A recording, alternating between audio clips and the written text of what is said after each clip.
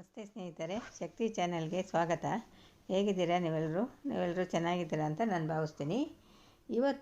ಇವತ್ತಿನ ರೆಸಿಪಿ ನಿಮಗೋಸ್ಕರ ಒಂದು ಸ್ಪೆಷಲ್ ರೆಸಿಪಿ ಮಾಡ್ತಾಯಿದ್ದೀನಿ. ಅದು ಮಾವಿನ ಹಣ್ಣಿನ ಹೋಳಿಗೆ. ಮಾವಿನ ಹಣ್ಣನ್ನು ಯಾರು ಪಡೋದಿಲ್ಲ ಅಂಥವರು ಕೂಡ ಈ ಥರ ಹೋಳಿಗೆ ಮಾಡಿಕೊಟ್ರೆ ಇಷ್ಟಪಟ್ಟು ತಿಂತಾರೆ. ಸಾಮಾನ್ಯವಾಗಿ ಹಬ್ಬಗಳಲ್ಲಿ ಹೆಚ್ಚಾಗಿ ಬೇಳೆ ಹೋಳಿಗೆ ಮಾಡ್ತೀವಿ. ಬೇಳೆ ಹೋಳಿಗೆ ಮಾಡ್ತಾರೆ. ಮಾವಿನ ಹಣ್ಣು ಹೋಳಿಗೆ ಸೀಸನ್ನಲ್ಲಿ ಮಾತ್ರ ಮಾಡ್ಕೋಬೋದು. ನಾವು ಬೇಳೆ ಹೋಳಿಗೆ ಮಾಡಿಬಿಟ್ಟು ಮಾವಿನ ಹಣ್ಣನ್ನು ಸ್ವೀಕರಣೆ ಮಾಡ್ತೀವಿ. ಈಗ ಮಾವಿನ ಹಣ್ಣಿನ ಹೋಳಿಗೆನ ಸುಲಭವಾಗಿ ರುಚಿಯಾಗಿ ಹೇಗೆ ಮಾಡೋದು ಅಂತ ನಾನು ತೋರಿಸ್ತೀನಿ. ಅದಕ್ಕೂ ಮುಂಚೆ ಯಾರು ನನ್ನ ಚಾನಲ್ನ ಹೊಸ್ದಾಗಿ ನೋಡ್ತಿದ್ದೀರಾ ಪ್ಲೀಸ್ ಸಬ್ಸ್ಕ್ರೈಬ್ ಮಾಡ್ಕೊಂಡು ನೋಡಿರಿ, ಮತ್ತು ಬೇರೆಯವ್ರಿಗೂ ಕೂಡ ಶೇರ್ ಮಾಡಿರಿ. ಈಗ ನಾನು ಇಲ್ಲಿ 2 ಮಾವಿನ ಹಣ್ಣು ತೊಗೊಂಡಿದ್ದೀನಿ. ಯಾವ ವೆರೈಟಿ ಮಾವಿನ ಹಣ್ಣಾದರೂ ಪರವಾಗಿಲ್ಲ. 2 ಮಾವಿನ ಹಣ್ಣನ್ನ ಚೆನ್ನಾಗಿ ತೊಳೆದು ಇಟ್ಟಿದ್ದೀನಿ. ಈಗ ಇದ್ರ ಮೇಲ್ಗಡೆ ಸಿಪ್ಪೆ ತೆಗಿತೀನಿ.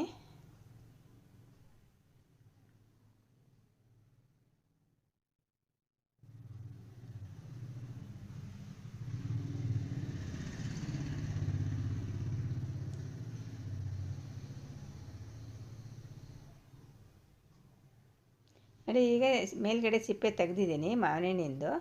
ಇವಾಗ ಚಾಕುನಿಂದ ನೋಡಿ ಈ ಥರ ಪೀಸ್ ಮಾಡ್ತೀನಿ.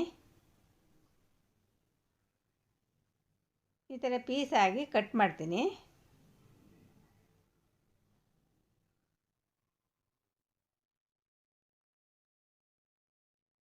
ನೋಡಿ, ಈ ಥರ ಪೀಸ್ ಕಟ್ ಮಾಡಿ ಇಟ್ಟಿದ್ದೀನಿ.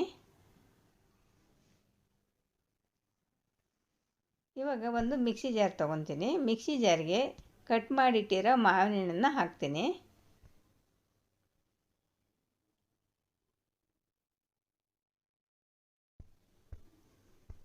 ಈಗ ಮುಚ್ಚಿಬಿಟ್ಟು ನೈಸಾಗಿ ಗ್ರೈಂಡ್ ಮಾಡ್ತೀನಿ. ನೋಡಿ, ಇಷ್ಟು ನೈಸಾಗಿ ಗ್ರೈಂಡ್ ಮಾಡಬೇಕು. ಇವಾಗ ಕಣಕ ಕಲಿಸ್ಕೋಬೇಕು. ಕಣಕ ಕಲಿಸ್ಕೊಳೋದಕ್ಕೆ ನಾನು 1 ಕಪ್ಪು ಮೈದಾ ಹಿಟ್ಟನ್ನ ಹಾಕ್ತಾಯಿದ್ದೀನಿ. ಒಂದು ಸ್ವಲ್ಪ ಉಪ್ಪು ಹಾಕ್ತೀನಿ. ಉಪ್ಪು ಹಾಕಿದ ಮೇಲೆ ಚೆನ್ನಾಗಿ ಉಪ್ಪು ಮತ್ತು ಮೈದಾ ಹಿಟ್ಟನ್ನ ಮಿಕ್ಸ್ ಮಾಡ್ತೀನಿ. ಇದನ್ನು ಗೋಧಿ ಹಿಟ್ಟಿನಲ್ಲಿ ಕೂಡ ಮಾಡ್ಬೋದು. ನಾನು ಮೈದಾ ಹಿಟ್ಟು ಹಾಕ್ತಾಯಿದ್ದೀನಿ. ಸ್ವಲ್ಪ ಬಿಸಿ ಇರೋ ನೀರನ್ನ ಹಾಕಬೇಕು. ಆವಾಗ ತುಂಬ ಸಾಫ್ಟಾಗಿರುತ್ತೆ ಕಣಕ. ತುಂಬ ಉಗುರು ಬೆಚ್ಚಗೆ ಅಂತಾರಲ್ಲ ಆ ಥರ ಸ್ವಲ್ಪ ಬಿಸಿ ನೀರನ್ನ ಹಾಕ್ಬಿಟ್ಟು ಕಲಿಸ್ಬೇಕು. ನೋಡಿ, ಈ ಥರ ನಾನು ಚೆನ್ನಾಗಿ ಕಲಿಸಿದ್ದೀನಿ. ಒಂದು 15 ನಿಮಿಷ ಮುಚ್ಚಿಬಿಟ್ಟು ನೆನೆಯೋದಕ್ಕೆ ಇಡ್ತೀನಿ.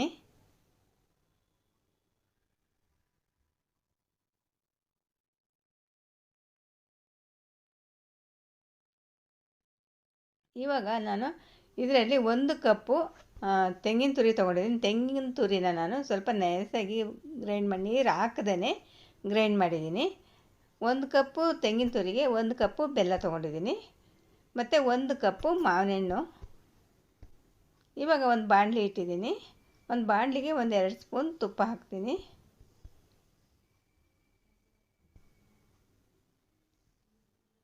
ತುಪ್ಪ ಬಿಸಿ ಆದಮೇಲೆ ತೆಂಗಿನ ತುರಿ ಹಾಕ್ತೀನಿ.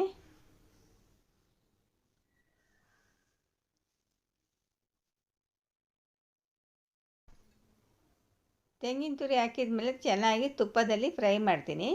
ಇದನ್ನು ಸಣ್ಣ ಊರಿನಲ್ಲಿ ಇಟ್ಕೊಂಡು ಮಾಡಿರಿ. ಇವಾಗ ಬೆಲ್ಲ ಹಾಕ್ತೀನಿ. ಬೆಲ್ಲನ ನಾನು ತುರಿದಿಟ್ಟಿದ್ದೀನಿ. ಬೆಲ್ಲ ಹಾಕ್ಬಿಟ್ಟು ತೆಂಗಿನಕಾಯಿ ಜೊತೆ ಚೆನ್ನಾಗಿ ಮಿಕ್ಸ್ ಮಾಡ್ತೀನಿ.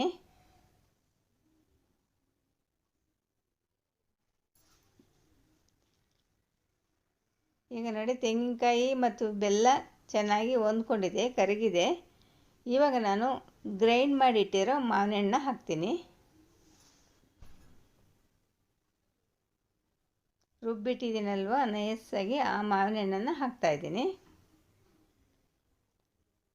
ಮಾವಿನ ಹಣ್ಣು ಹಾಕಿದ ಮೇಲೆ ಚೆನ್ನಾಗಿ ಮಿಕ್ಸ್ ಮಾಡಬೇಕು. ಈ ಮೀಡಿಯಮ್ ಉರಿ ಇಟ್ಕೊಂಡು ಚೆನ್ನಾಗಿ ಮಿಕ್ಸ್ ಮಾಡ್ತಾನೇ ಇರಬೇಕು, ಕೈ ಬಿಡಬಾರ್ದು.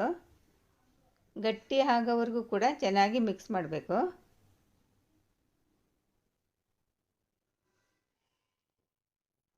ಇದನ್ನು ಮೀಡಿಯಮ್ ಉರಿ ಇಟ್ಕೊಂಡು ಮಾಡಬೇಕು. ಏನಿಲ್ಲ ಅಂದರೂ ಒಂದು 10 ನಿಮಿಷ ತೊಗೊಳುತ್ತೆ ಗಟ್ಟಿಯಾಗೋದಕ್ಕೆ.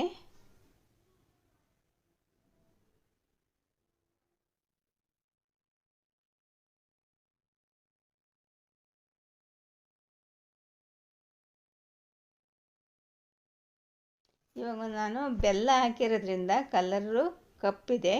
ಇವಾಗ ಸ್ವಲ್ಪ ನಾನು ಏಲಕ್ಕಿ ಪುಡಿ ಹಾಕ್ತೀನಿ. ಸಕ್ಕರೆ ಹಾಕಿದರೆ ಮಾವಿನ ಹಣ್ಣಿನ ಕಲರೇ ಇರುತ್ತೆ. ನಾನು ನಿಮಗೆ ಸಕ್ಕರೆ ಬೇಕಾದರೆ ಹಾಕ್ಕೊಳ್ರಿ. ನನಗೆ ಬೆಲ್ಲ ಇಷ್ಟ, ಅದಕ್ಕೆ ಬೆಲ್ಲ ಹಾಕಿದ್ದೀನಿ. ಬೆಲ್ಲ ಹಾಕೋದ್ರಿಂದ ಸ್ವಲ್ಪ ಕಲರು ಕಪ್ಪು ಬರುತ್ತೆ.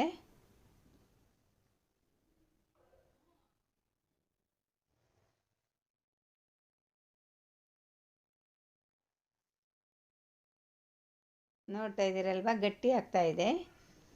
ತಣ್ಣಗಾದ್ಮೇಲೆ ಇನ್ನೂ ಗಟ್ಟಿ ಆಗುತ್ತೆ. ಇವಾಗ ತಣ್ಣಗಾಗೋದಕ್ಕೆ ಬಿಟ್ಟಿದ್ದೆ. ಇವಾಗ ನೋಡಿ ಗಟ್ಟಿಯಾಗಿದೆ. ಈ ಥರ ಸಣ್ಣ ಸಣ್ಣದು ಉಂಡೆ, ನಮಗೆ ಯಾವ ಸೈಜು ನಾವು ಹೋಳಿಗೆ ಮಾಡ್ಕೊತೀವಿ ಆ ಸೈಜು ಉಂಡೆ ಮಾಡ್ಕೋಬೇಕು. ನಾನು ಈ ಸೈಜ್ ಮಾಡಿದ್ದೀನಿ.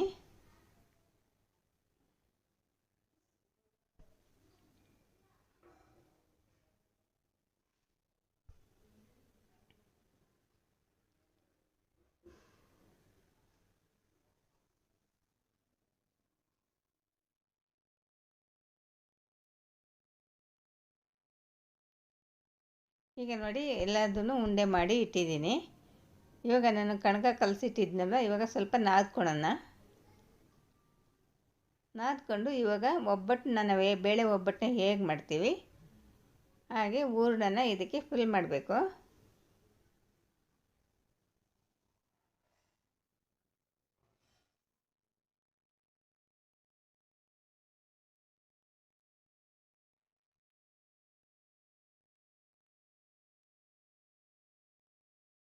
ಈಗ ನೋಡಿ ಮಾವಿನ ಹಣ್ಣಿನ ಹೂರಣನ ಇಟ್ಬಿಟ್ಟು ಕಣಕದೊಳಗಡೆ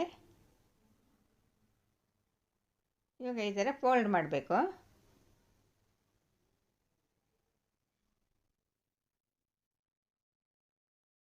ನಾವು ಮಾಮೂಲಿ ಬೇಳೆ ಒಬ್ಬಟ್ಟನ್ನ ಹೇಗೆ ಮಾಡ್ತೀವಿ ಆ ಥರ.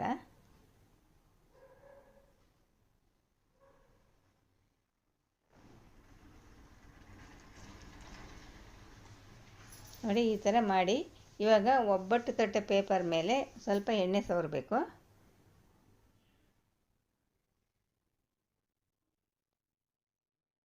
ಇವಾಗ ನಾನು ಹೂರಣ ತುಂಬಿರೋ ಉಂಡೆನ ಇಟ್ಬಿಟ್ಟು ಈ ಥರ ಕೈಯಿಂದ ಸ್ವಲ್ಪ ಅಗಲವಾಗಿ ಲಟ್ಟಿಸ್ಬಿಟ್ಟು ಇವಾಗ ಒಂದು ಪ್ಲ್ಯಾಸ್ಟಿಕ್ನ ಇಟ್ಕೊಂಡು ಅದ್ರ ಮೇಲೆ ನಾನು ಇವಾಗ ಲಟ್ಟಿಸ್ತೀನಿ. ಕೈಯಿಂದನೇ ತಟ್ತೀನಿ.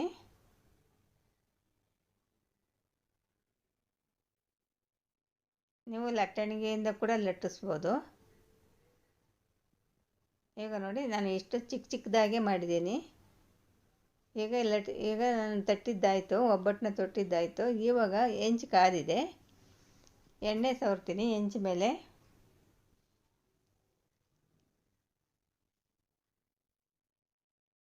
ಇವಾಗ ತೊಟ್ಟಿರೋ ಒಬ್ಬಟ್ಟನ್ನ ಅದರ ಮೇಲೆ ಹಾಕ್ತೀನಿ.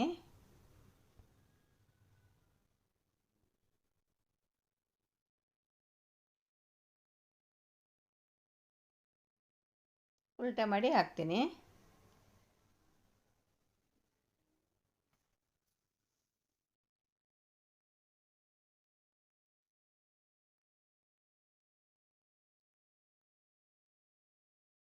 ನೋಡಿ ಮಾವಿನ ಹಣ್ಣಿನ ಹೋಳಿಗೆ ರೆಡಿ ಆಯಿತು.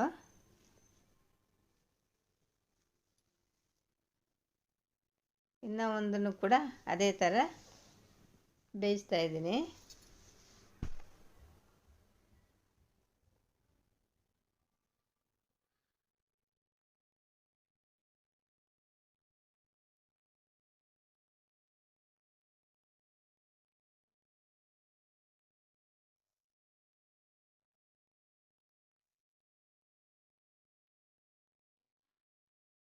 ಮೀಡಿಯಮ್ ಉರಿ ಇಟ್ಕೊಂಡು ಚೆನ್ನಾಗಿ ಎರಡೂ ಕಡೆ ಬೇಯಿಸಬೇಕು. ಇದನ್ನು ಒಂದು 2-3 ದಿವಸ ಇಟ್ಕೊಂಡು ತಿನ್ಬೋದು.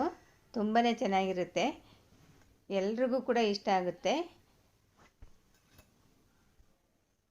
ನೋಡಿ ರೆಡಿ ಆಯಿತು, ಮಾವಿನ ಹಣ್ಣಿನ ಹೋಳಿಗೆ ರೆಡಿ ಆಯಿತು. ಈ ವಿಡಿಯೋ ನಿಮಗೆ ಇಷ್ಟ ಆದರೆ ಒಂದು ಲೈಕ್ ಕೊಡಿ, ಶೇರ್ ಮಾಡಿ. ಪ್ಲೀಸ್ ನನ್ನ ಚಾನಲ್ಗೆ ಸಬ್ಸ್ಕ್ರೈಬ್ ಮಾಡಿ.